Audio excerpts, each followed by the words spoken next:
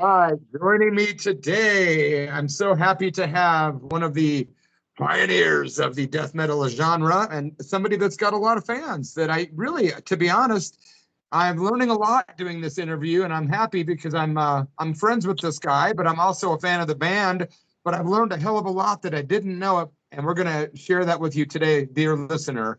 So, Chris, before I butcher your last name, what is the correct pronunciation? Because I forgot to ask ahead of time. That's okay. I get it all the time. It's Reifert. Most people say Reifert, but it is Reifert. But there you go. Yeah, I know it's a weird, wacky name. Well, I'm glad I asked because I hate calling someone by the wrong name. I did that to somebody that I won't name one time, and they got super mad at me later. I'm like, God, that was so disrespectful. I should have asked, you know. I wouldn't get mad. I'd just be like, happens all the time. Like, mostly people do say it the wrong way, so I don't care. Either way, it's fine. So today, we have Chris Reifert with us from the band Autopsy, and of course, many other bands, which we will talk about. Chris, where are you at right now today, bro? I'm at home in a city called Vallejo in California. About like 30 minutes drive from Berkeley, San Francisco, Oakland, all that stuff. Awesome, bro. So you're about, I'm about 6 hours north of you, I think, in Ashland, Oregon. Yeah, probably about that. Maybe a little more. 6 or 7, perhaps, I guess. Yeah. So, you know, I did my homework, of course, you know, to my cheat sheet. And I like to assume that half the people watching know who you are and the other half don't. So I want to cater to those that don't, because obviously if the people know about you, then what's this information going to be of use to them? So let's fill in those sorry saps that missed out on Autopsy. You guys started back in what, 87? Yeah.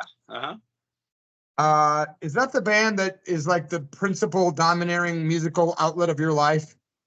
It is, yeah. Yeah, we had a 15-year break, and I was doing some other wacky stuff, and then we kicked back into gear, and, you know, I've done some other things here and there, but this is like home base, you know.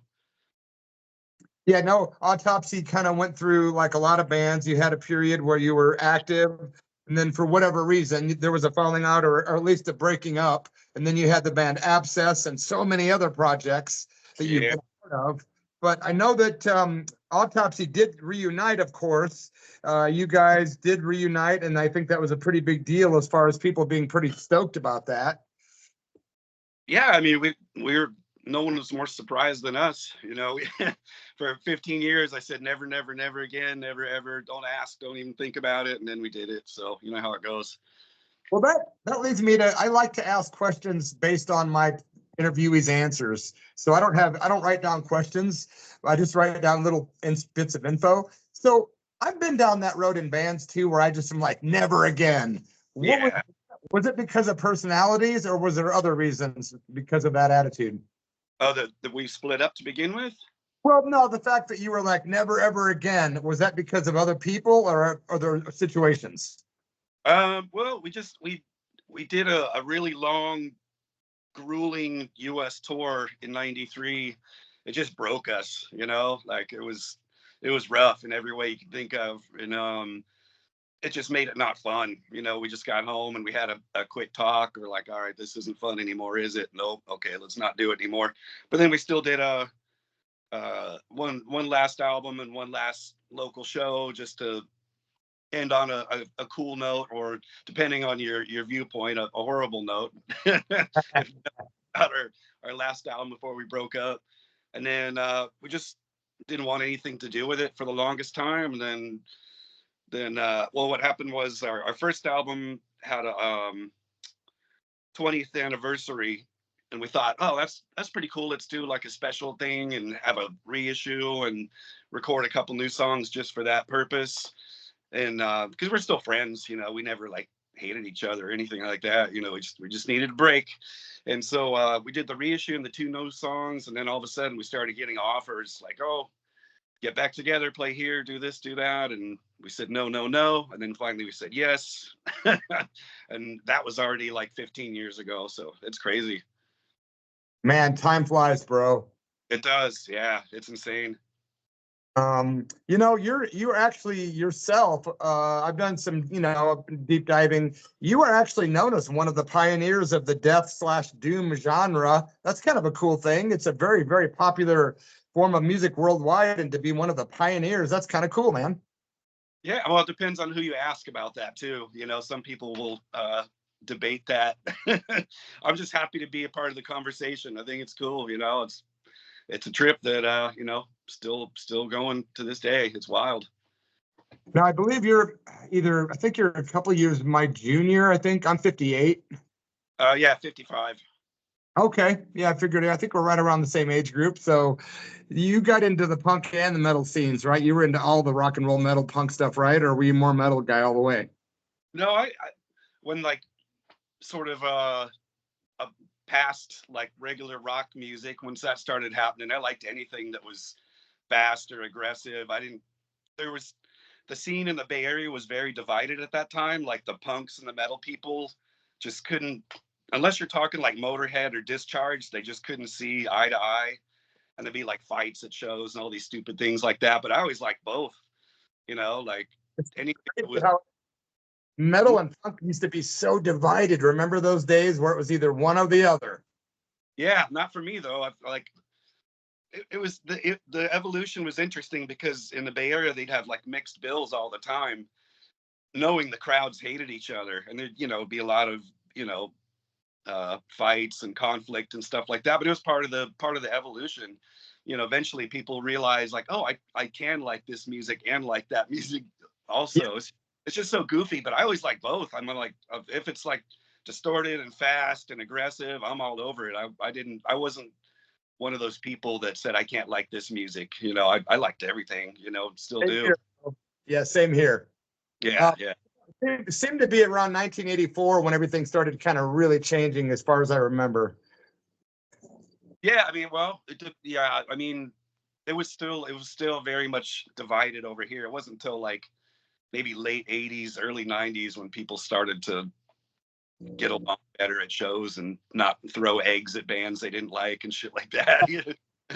Stuff. I have seen that, You're also known for your album cover art. Have you been an artist longer than you've been a musician, or which one came first? I don't consider myself an artist. I'm not one of those people that feels compelled to draw or paint all the time. It has to be a purpose, So, I like to draw as a kid, and sometimes I'll still draw, but not so much these days. It's been a minute, but it's always for a purpose. It's never like, I'm not one of those people like, if I don't draw, I'm gonna kill myself or something like that. It's gotta be a reason for it. If you were to sit at the top of your head right now, and I know this is a generic question, but it's one that I really like to ask because I'm a fanboy. Like, what are your favorite? If you, off the top of your head, what are your favorite metal, punk, or rock bands that you would think of immediately? Without thinking, I'd say like Ramones. That I know it's a generic thing to say, but come on, Oh, great thing to say. Yeah, without thinking, metal. I don't know, like Motorhead.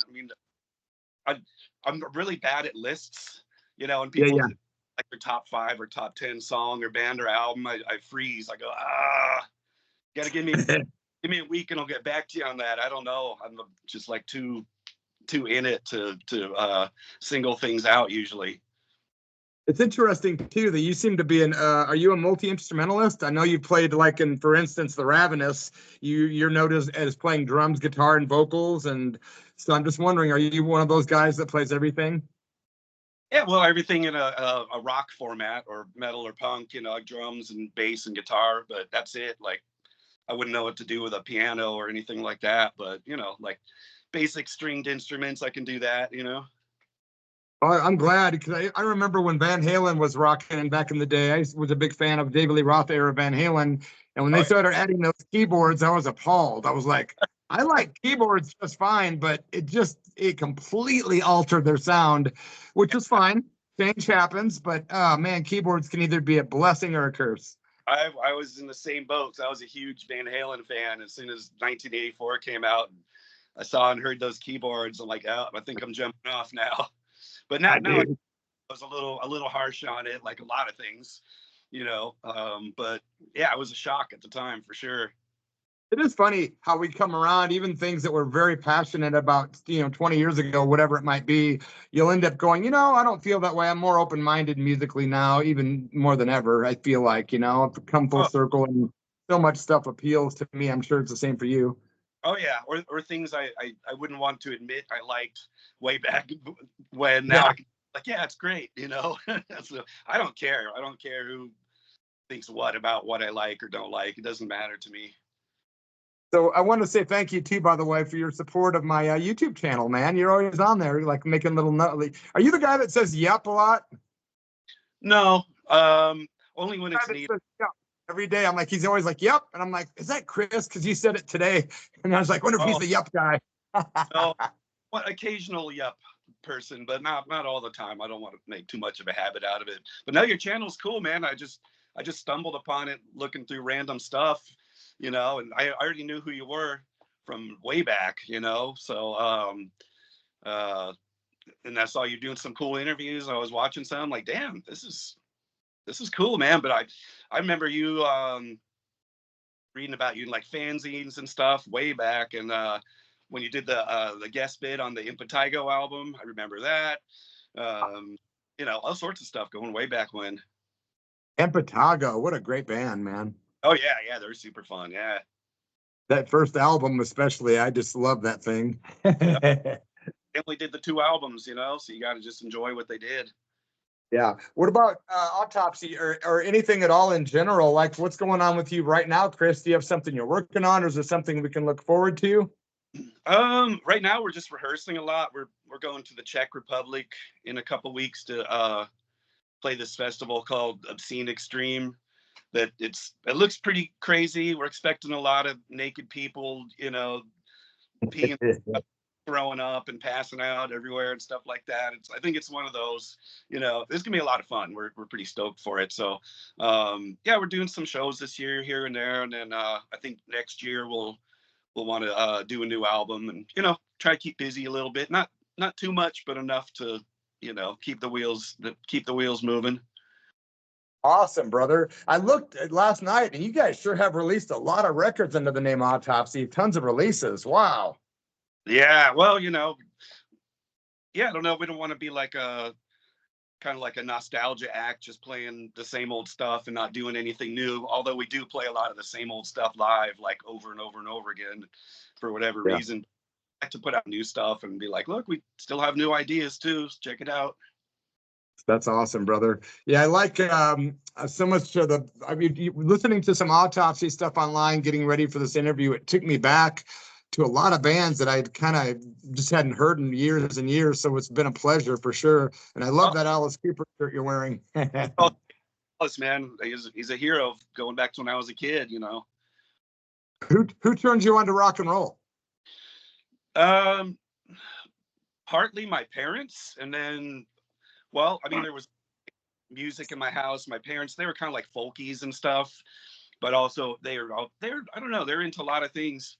And they let me play with the record player. They had like the Beatles, they had Bo Diddley, they had Beethoven, like the 3 Bs, when I was a kid, and they would let me play records and stuff like that. So, and then I had my big moment when I was 9, and probably watching Saturday morning cartoons or something like that.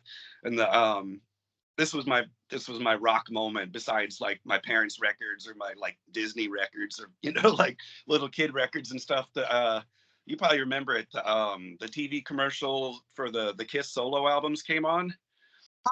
Yeah. That was it. And I didn't know anything about Kiss except for maybe seeing like a picture in like 16 magazine or something like that. And I saw that commercial, and it was just like, my brain exploded. You heard those like little 3-second snippets of each of, one of each of their songs. And so I was on a mission, man. I was like, I'll mow the lawn, I'll wash the family car, whatever it takes to, get $100 to go get one of the albums. So I went to Kmart, they had like a little music section, and then the big decision was which one. I can only afford which one, I can only get one. Had to be the Ace Frehley one. So yeah, it looked the coolest. So I got that, and that was it, man. Then it was like Aerosmith, AC/DC, Cheap Trick, Alice Cooper, Black Sabbath, and then on to the heavier things as they came around. But just, you know, just that was it. The floodgates opened.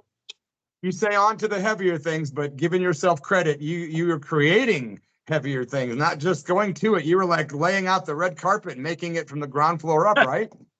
We're just a link in the chain, you know, like Keith Richards says, we're just passing it on. You know, we had our influences and stuff that we were into, and we still do.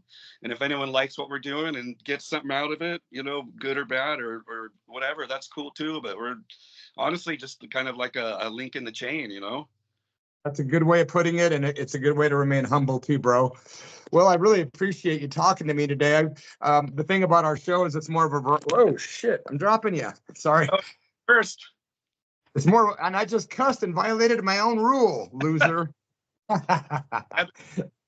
No, but we have to move on because it's like a variety show. But man, I really was looking forward to this, and I know a lot of people have expressed major happiness that we're going to be on the show this weekend. So I think we're going to get a lot of the Autopsy peeps going, yeah, an interview with Chris on a radio show. So I'm excited to air it, man. Awesome, man. Cool. That's cool to hear. What's going on the rest of your day? What will you be doing the rest of this fine day? As little as possible, and then band practice this evening. You know, I like to kind of save up my energy for practice because it's, you know, it's intense. So I need to just like kind of zen out before we get to it, and then, you know, full steam ahead. Because you're lead vocalist and the drummer. Yeah, it's a lot, but I like That's awesome. it. You know, for punishment, I guess. Well, a lot of people love that punishing sound, my friend. That's for sure. Yeah. Anything you would like to say before we head off? Just, you know, thanks for taking the time to talk to me. And if someone's watching or listening, thanks for taking the time to do that. I know you could be doing other things, so appreciate it, you know? Awesome, bro. Yeah, you are listening to an interview with Chris Reifert from Autopsy. And boy, he's been in the Ravenous, Doomed, Violation Wound, and he even had one called Eat My, and it starts with an F. I won't say the rest. Oh, yeah.